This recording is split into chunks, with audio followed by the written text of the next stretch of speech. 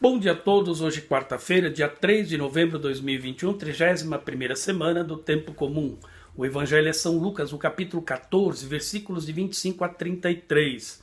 Naquele tempo, grandes multidões acompanhavam Jesus. Voltando-se, ele lhes disse: Se alguém vem a mim, mas não se desapega de seu pai, sua mãe, sua mulher, seus filhos, seus irmãos, suas irmãs e até mesmo sua própria vida, não pode ser meu discípulo.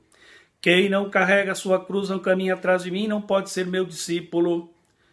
Com efeito, qual de vós, querendo construir uma torre, não se senta primeiro e calcula os gastos para ver se tem o suficiente para terminar? Caso contrário, ele vai lançar o alicerce e não será capaz de acabar. E todos que virem isso começarão a caçoar, dizendo: Este homem que começou a construir não foi capaz de acabar.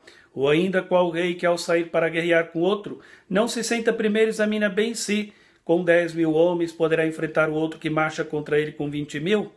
Se ele vê que não pode, enquanto o outro rei ainda está longe, envia mensageiros para negociar as condições de paz. Do mesmo modo, portanto, qualquer um de vós, se não renunciar a tudo que tem, não pode ser meu discípulo. Olha só, novamente aqui temos um assunto que à primeira vista parece bastante espinhoso falar dele.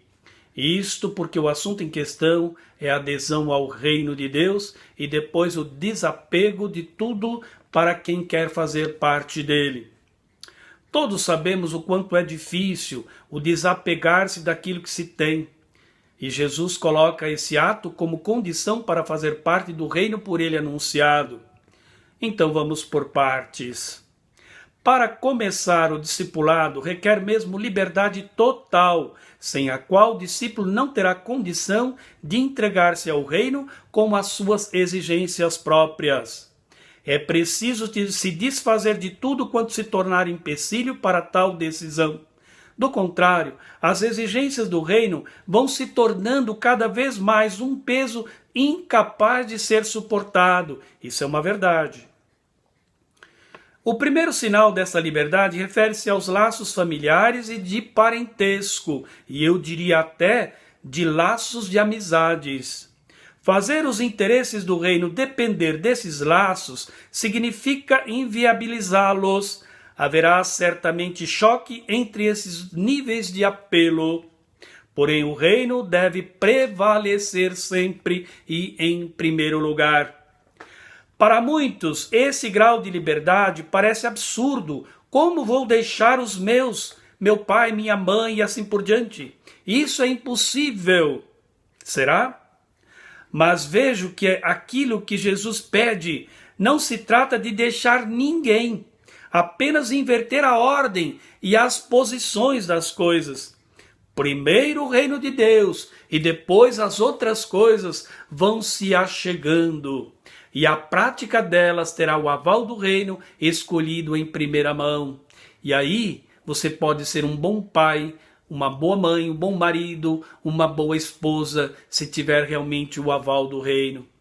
O segundo sinal de liberdade está relacionado a enfrentar as consequências de ter optado pelo reino.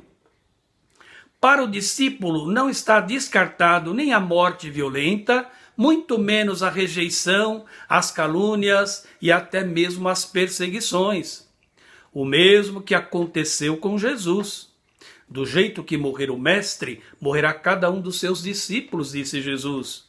Jesus nunca adorou a pílula, pelo contrário, mas sempre ele foi muito sincero em tudo. O terceiro sinal de liberdade refere-se à posse dos seus bens materiais. Quem não for capaz de jogar o manto carregado de seus pertences, não poderá tornar-se discípulo do Mestre Jesus. Aquele jovem rico não foi capaz disso, não conseguiu, ficou triste e foi embora. Já São Francisco não pensou duas vezes, jogou o manto dos seus pertences e saiu nu ao encontro do novo manto da justiça, do amor e do serviço. Um coração apegado aos bens materiais será incapaz de desfazer deles e muito menos partilhá-los fraternalmente, mostrando-se solidário com os pequenos e pobres. São exigências próprias do reino, das quais o discípulo não pode se isentar. É pegar ou largar, eis aí a questão. Por isso, diz Jesus, nada no calor da hora. O discípulo precisa discernir muito bem antes de abraçar o reino, senão terá o desprazer de ver sua opção fracassar e ainda se frustrar logo no começo. A exemplo do homem que começou a construir sem prever os gastos, bem como o rei que saiu para guerrear com outro, sem saber que com os seus poucos soldados, certamente ele não iria vencer a batalha do inimigo. Olha isso, meu irmão e minha irmã. Aqui estamos também nós. Temos que saber realmente de qual lado nós estamos e quais as ferramentas que estamos usando para então sim poder celebrar a vitória.